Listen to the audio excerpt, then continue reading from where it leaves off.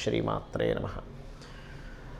మనం ఈరోజు చెప్పుకోబోయేటువంటి టాపిక్ ఏంటి అంటే మే 2వ తేదీ నుంచి గురువు మారనున్నాడు. మరి మేలో మారితే ఇప్పటి నుంచి ఎందుకు చెప్తున్నారండి అంటే ఎప్పుడు కూడా లాంగ్ టర్మ్ ప్లానెట్స్ అంటారు. అంటే లాంగ్ టర్మ్లో ఎక్కువ కాలం ఒక రాశిలో ఉంటాయి. అవి ఇంకో 2 నెలల్లో మారబోతుంది. కాబట్టి ఈ 2 నెలల తర్వాత మారబోతుంది. కాబట్టి ప్రతి గ్రహము కూడా అంటే అందులో చిన్న గ్రహాలు అంటే షార్ట్ టర్మ్గా తిరిగేటువంటివి ఉంటాయి, ఎక్కువ కాలం ఒక్కొక్క రాశిలో ఉంటాయి.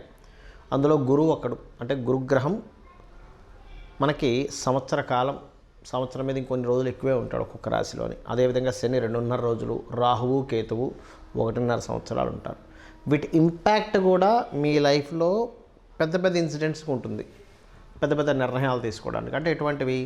వివాహం కావచ్చు, గృహ సంబంధించినటువంటి గృహము వాహనం తీసుకునేటువంటి విషయాలు కావచ్చు, విద్యా సంబంధించిన విషయాలకు కావచ్చు, అదేవిధంగా సంతాన సంబంధించిన విషయాలు కావచ్చు, ఇన్వెస్ట్మెంట్స్ రిలేటెడ్ సంబంధించిన విషయాలు కావచ్చు, ఆరోగ్య సంబంధించిన విషయాలు కావచ్చు. వీటన్నిటి మీద కూడా ఈ యొక్క ముఖ్యంగా ఈ గురుగ్రహం యొక్క ఇంపాక్ట్ అనేటువంటిది ఎక్కువగా ఉంటుంది, గుర్తుపెట్టుకోండి. అయితే ఇప్పుడు మనం ప్రతి లగ్నానికి చెప్పుకోబోతున్నాం.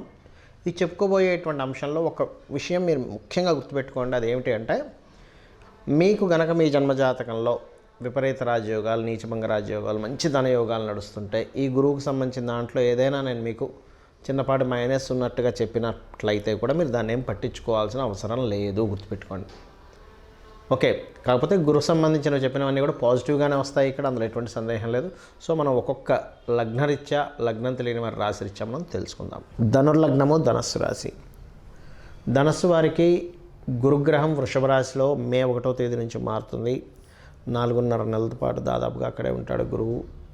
అక్టోబర్ మిడిల్ వరకు కూడా, దాని తర్వాత వక్రిస్తాడు. దీనివల్ల కలిగేటువంటి ఫలితములు, శుభ ఫలితములు ఏమిటి అని చెప్పి చూసుకున్నట్లయితే మొట్టమొదటిగా విదేశాలకు వెళ్ళి అక్కడ స్థిరపడదామని, విదేశాల్లో చదువుకుందామని, విదేశాల్లో ఉద్యోగం చేద్దామని అనుకునేటువంటి వారికి చాలా మంచి ఫలితం ఇస్తున్నాడు ఇక్కడ గురువు. అంటే అవన్నీ కూడా మీరు చేసే ప్రయత్నం ఖచ్చితంగా ముందుకు వెళ్తుంది. అయితే ఇక్కడ కండిషన్ ఏమిటంటే గోచారంలో ఏదైనా ఒక గ్రహం ఈ యొక్క విషయాల్లో ఖచ్చితంగా ఒక మంచి ఫలితం ఇస్తుంది అన్నప్పుడు మీ జన్మజాతకంలో కూడా దానికి సంబంధించిన పాయింట్ ఆఫ్ వ్యూలో బాగుంది అంటే గోచారం కూడా మీకు ఇంకా బాగా సపోర్ట్ దొరుకుతుంది. మీకు కంప్లీట్గా రివర్స్లో ఉంది, విదేశాలకు వెళ్ళే యోగమే లేదనుకుందాం కాసేపు. అప్పుడు ఎలా సపోర్ట్ చేస్తుందండి అంటే బయట వాతావరణం బాగుంటుంది కానీ మీ ప్రయత్నంలో లోపం ఉంటుంది. అంటే ఏమిటి? గవర్నమెంట్ దాని గురించి ఏదైనా ఒక సబ్సిడీ ఇవ్వడమనో, లేకపోతే మీ ఇంట్లో వాళ్ళ తండ్రి ఒప్పుకోవడమనో, తండ్రి డబ్బులు పెడతానో, లేకపోతే ఇంకోరెవరో సపోర్ట్ చేస్తామంటున్నా మీరు ముందుకు కదలరు. ఎందుకంటే మీ జన్మజాతకంలో యోగం సరిగ్గా లేదు కదా. మీరేదో మీ స్వయంకృప అపరాధాలు అంటూ ఉంటారు, అట్లాంటివి జరుగుతుంటాయి. అలాంటప్పుడు డైలీ 2 టైమ్స్ కనుక హనుమాన్ చాలీసా చేసినట్లయితే మీ యొక్క జన్మజాతకంలో ఉన్నటువంటి విదేశాలకు వెళ్ళడానికి ఏదైతే కర్మ అడ్డుపడుతుందో ఆ యొక్క కర్మ సంబంధించినటువంటి దోషం పూర్తిగా తొలగిపోతుంది. అయితే ఈ సమయంలో ఇన్వెస్ట్మెంట్స్కి, విదేశాలకు వెళ్ళడానికి, క్రియేటివ్ ఫీల్డ్లో ఉన్నటువంటి వారికి చాలా చక్కగా కలిసి రావడం, రాజకీయ నాయకులకి కూడా కలిసి రావడము, ఇటువంటివి ముఖ్యంగా సంతాన సంబంధించినటువంటి విషయంలో కూడా కొంతవరకు అనుకూలత వాతావరణం అనేటువంటిది చూపిస్తుంది. అయితే మరి జాగ్రత్తలు ఏం తీసుకోవాలి? ఇక్కడ ప్రధానంగా 6లో ఉన్న గురువు అప్పుల విషయంలో జాగ్రత్త తీసుకోవాలి. అయితే ఈ సమయంలో ఏంటంటే 4వ అధిపతి 6లో ఉన్నప్పుడు సర్వసాధారణంగా ఇక్కడ ఈ అప్పు కన్స్ట్రక్షన్ కోసము, గృహం కొనుక్కోవడం కోసం కూడా చేస్తారు ఈ సమయంలో. దాని గురించి ఇబ్బంది ఏం లేదు. కాకపోతే ఆ అప్పు తీసుకునేటప్పుడు ఎంత వడ్డీకి తీసుకుంటున్నాము, ఎంత ఇన్స్టాల్మెంట్ పెట్టుకున్నాము, దానివల్ల మనం ఏదైనా ఫ్యూచర్లో ఇబ్బంది పడతాము అనేటువంటిది ఒక లెక్క వేసుకొని ముందుకు వెళ్ళండి. అలాగే వ్యాపార లాభాలకు సంబంధించిన విషయంలో ఒక్కోసారి ఏం చేస్తుంటారంటే అప్పు తీసుకొచ్చి మరి ఇక్కడ లాభాలు వస్తాయని పెడుతూ ఉంటారు. అలా అప్పులు తీసుకొచ్చి లాభాలు వస్తాయని పెట్టే విషయం వల్ల కూడా ఇబ్బంది పడతారు గురువు 6లో ఉన్నప్పుడు. ఇది ప్రధానంగా గుర్తుపెట్టుకోవాల్సిన అంశం. అయితే ఇక్కడ ముఖ్యంగా 12వ స్థానం మీకు వృశ్చిక రాశి అవుతుంది కాబట్టి భూములు, ముఖ్యంగా తండ్రి గారి భూమి మూలంగా లాభం ఇస్తాడు ఇక్కడ గురువు. అంటే తండ్రి గారిది ఎప్పుడో ఏదో ల్యాండ్ ఉందంటే అది పెద్ద రేట్ రావట్లేదు అనుకున్నాం, కానీ ఈ సమయంలో సడన్గా పెరిగింది.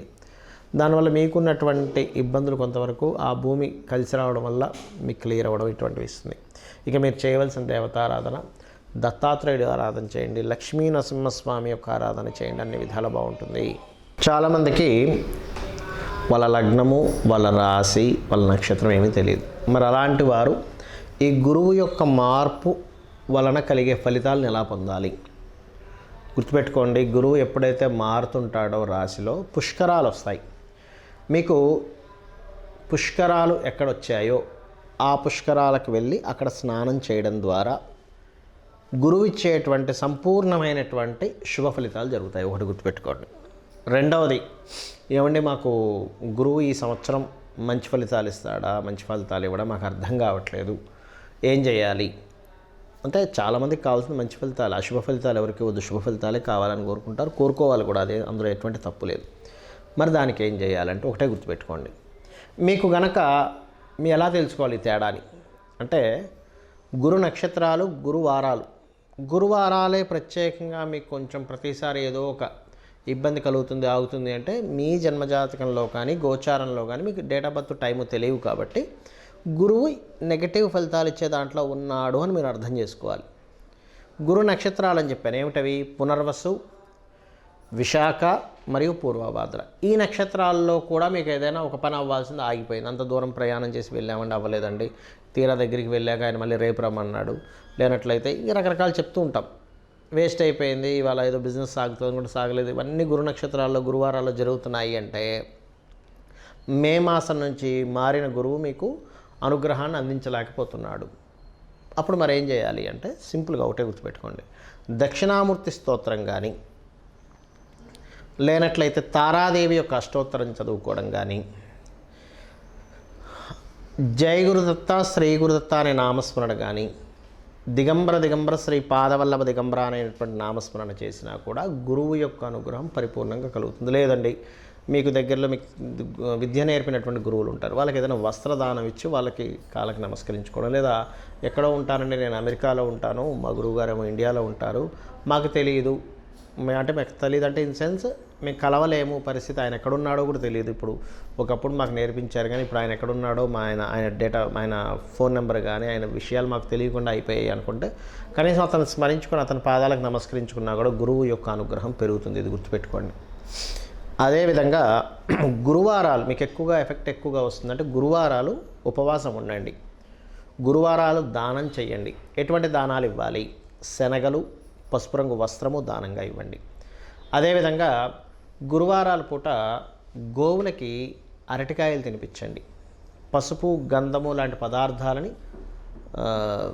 మీరు దానంగా ఇవ్వండి ఆలయాల్లో. అదేవిధంగా పసుపు వర్ణము కలిగినటువంటి పుష్పాలతో దక్షిణామూర్తిని సేవించండి. ఇవన్నీ కూడా ఏం చేస్తాయంటే గురుగ్రహ సంబంధించినటువంటి ఏవైతే మీకు నెగటివ్గా ఎఫెక్ట్స్ వస్తున్నాయో అవన్నీ తగ్గిస్తాయి.